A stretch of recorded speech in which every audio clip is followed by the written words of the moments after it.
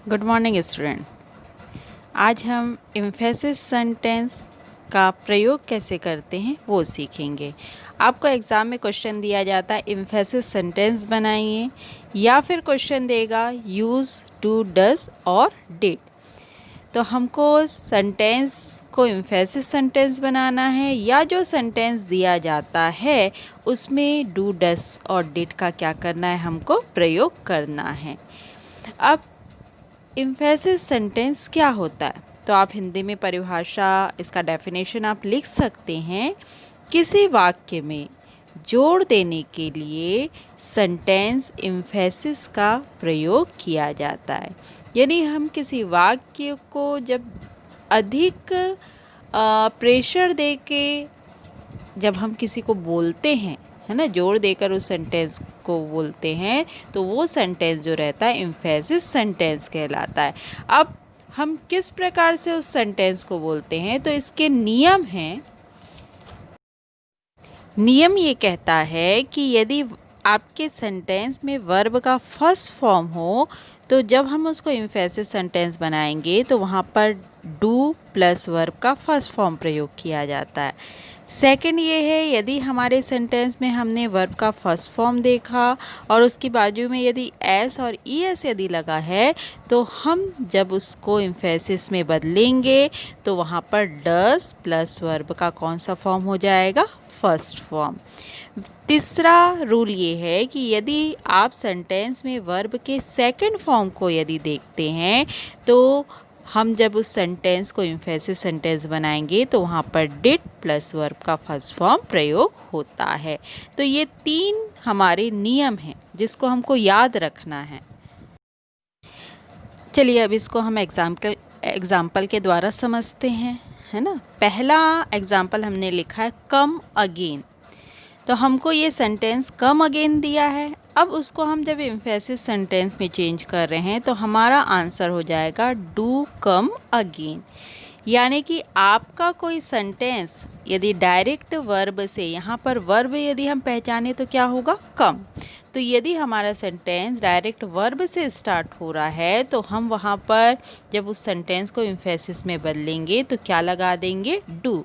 इसलिए हम जब आंसर लिखे हैं तो हमने आंसर बनाया है डू कम अगेन।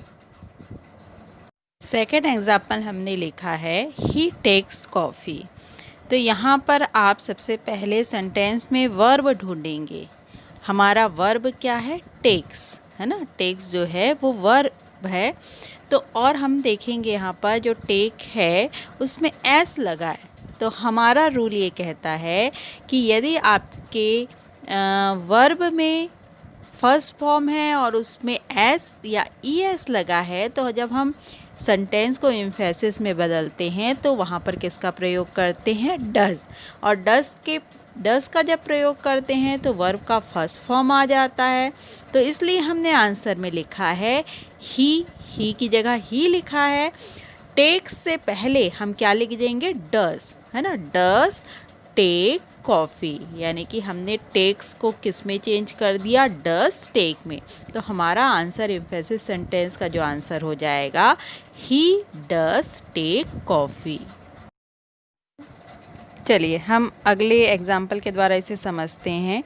हमारे सामने लिखा हुआ he goes to the market. इस सेंटेंस में हमको डू डज और डिड का या फिर डिड का प्रयोग करना है, या फिर आपको क्वेश्चन बोला जा सकता है इस सेंटेंस को एम्फेसिस सेंटेंस बनाइए।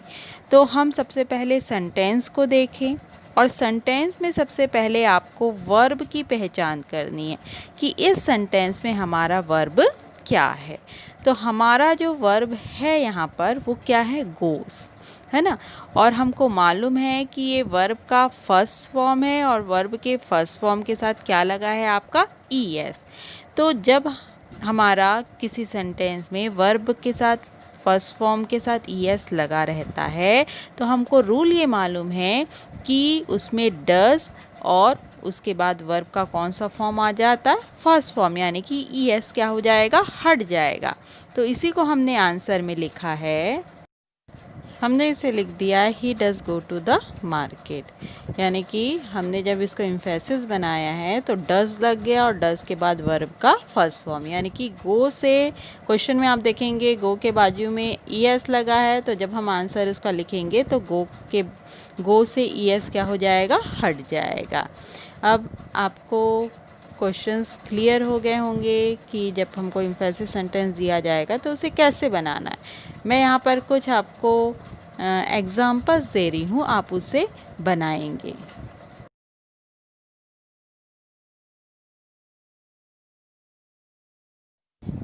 चलिए कुछ होमवर्क मैं आपको दे रही हूँ, है ना। इसको आपको क्या किस में चेंज करना है, इम्फेसिस सेंटेंस में।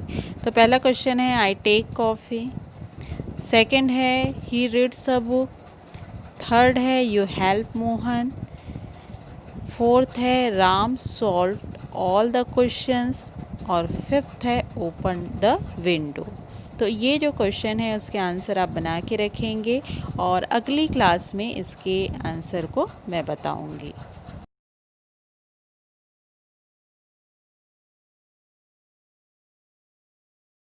अब हम डिटर्मिनर्स के बारे में पढ़ते हैं कि डिटर्मिनर्स क्या होता है। चलिए अब इसके डेफिनेशन को हम जान लेते हैं। Determiners is a word used before a noun और pronoun to show its number और क्वांटिटी। हिंदी में आप लिख सकते हैं कि डिटर्मिनर्स वे शब्द होते हैं जिन्हें संज्ञा या सर्वनाम के पहले लगाया जाता है, जो उनकी संख्या या मात्रा का निर्धारण करते हैं। चलिए अब हम इसको एग्जाम्पल के द्वारा समझते हैं। जैसे पहला दिया है दिस इज़ माई बुक, तो यहाँ पर डिटर्मिनर्स की बात करें तो यहाँ पर माई जो है हमारा डिटर्मिनर्स है, और ये किसके पहले लगा है, बुक के पहले, और बुक हमारा क्या है, नाउन। सेकंड वैसे है have you got any money, तो यहाँ पर डिटर्मिनर्स एनी है और ये किसके पहले लगा है, मनी के, है ना। तो यहाँ पर यही बोल रहा है, डेफिनेशन ये बोल रहा है कि ये किसी नाउन के पहले लगकर उसकी संख्या या उसकी क्वांटिटी को उसका क्या करता है, निर्धारण करता है। Of important determiners. डिटर्मिनर्स बहुत सारे होते हैं, किंतु हम कुछ इम्पॉर्टेंट डिटर्मिनर्स को ही पढ़ेंगे जो आपके सिलेबस में है।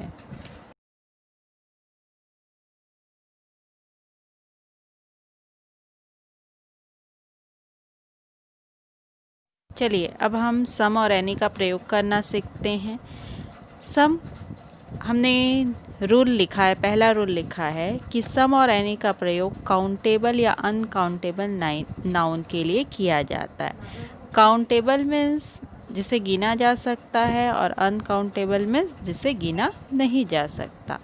तो सम और एनी का प्रयोग काउंटेबल और अनकाउंटेबल के साथ किया जाता है जब संख्या एकदम ज़्यादा भी ना हो और एकदम कम भी ना हो, तब हम सम और एनी का प्रयोग करते हैं। दूसरा रूल हमने लिखा है सम के प्रयोग के लिए सेंटेंस का अफर्मेटिव होना बहुत ही आवश्यक है, और निगेटिव और इंट्रोगेटिव सेंटेंस के साथ हम एनी का प्रयोग करते हैं। हम हमेशा देखेंगे आपके क्वेश्चन में या एग्ज़ाम में आपको एनी से रिलेटेड जब क्वेश्चन दिया जाता है तो अक्सर निगेटिव, हम यदि सेंटेंस में देखेंगे हमारा सेंटेंस निगेटिव है या इंट्रोगेटिव है, तो वहाँ पर हम किसका प्रयोग करेंगे, एनी का प्रयोग करेंगे। चलिए इसको एग्जाम्पल के द्वारा समझते हैं। I saw boys in the ground, तो यहाँ पर यदि हमको बोला जाएगा सम और एनी में से आप डिटर्मिनर्स लगाइए, तो यहाँ पर हम क्या लगाएंगे, सम। सेकंड है did you see any boys in the field, यहाँ पर सम और एनी का यदि प्रयोग करने को कहा जाए तो हम वहाँ पर एनी का प्रयोग करेंगे, क्योंकि सेंटेंस जो है वो इंट्रोगेटिव सेंटेंस है, इसलिए हमने एनी का प्रयोग किया है। थर्ड है no I didn't see any of them, तो यहाँ पर एनी हमने इसलिए लगाया है क्योंकि सेंटेंस हमारा क्या दिख रहा है, हमको निगेटिव सेंटेंस दिख रहा है ना। परंतु यदि वाक्य में पोलाइट रिक्वेस्ट किया जाए तो इंट्रोगेटिव सेंटेंस में हम सम का प्रयोग करते हैं। जैसे will you give me dash rice, तो यहाँ पर अब हम क्या लगाएंगे, सम। यहाँ पर अब एनी नहीं लगेगा, यहाँ पर हम क्या लगाएंगे, सम लगाएंगे, क्योंकि यहाँ पर पोलाइट रिक्वेस्ट हमको किया गया है।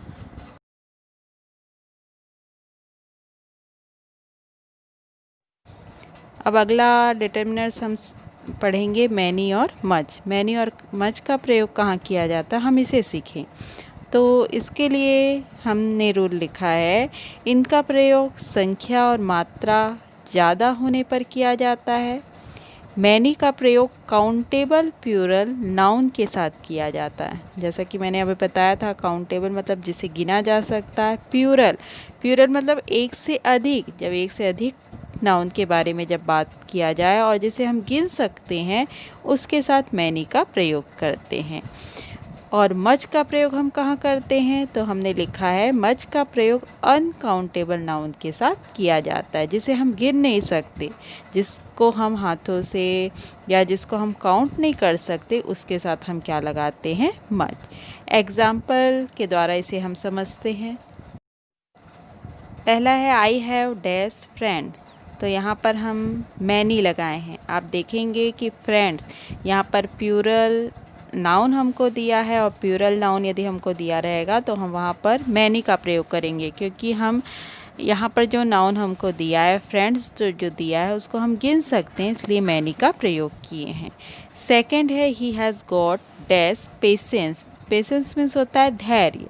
तो आपको मालूम है कि धैर्य को हम गिन नहीं सकते, तो इसलिए हमने क्या लगाया है, मच, है ना। जिस चीज़ को हम गिन नहीं सकते उसके सामने हम क्या लगाएंगे, मच।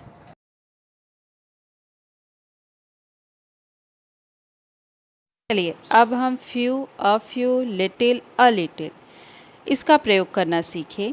तो फ्यू का प्रयोग काउंटेबल नाउन में किया जाता है जब संख्या बहुत कम भी ना हो और बहुत ज़्यादा भी ना हो।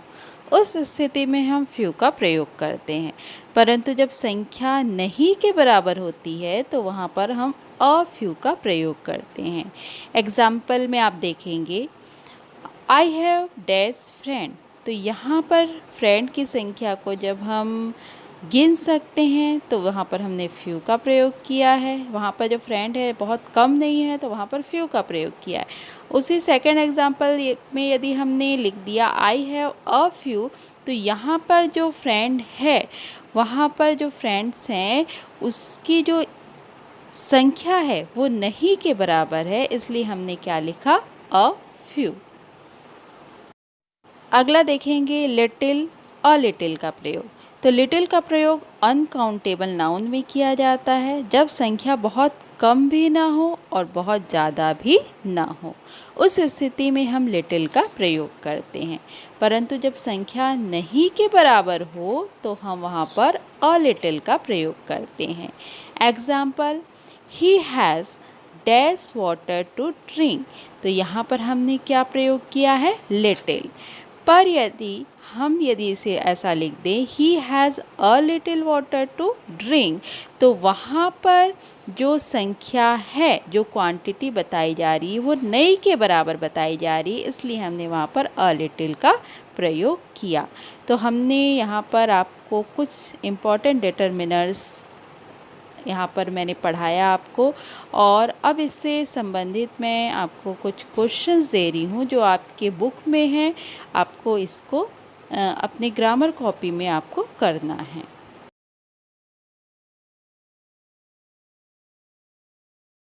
चलिए अब मैं आपको कुछ इससे संबंधित होमवर्क दे रही हूँ, है ना। और ये आपके बुक में पेज नंबर 23 और पेज नंबर 24 में मिल जाएगा क्वेश्चंस, है ना। तो इसको आपको करना है और इसका जो आंसर है वो नेक्स्ट क्लास में मैं आपको बताऊँगी।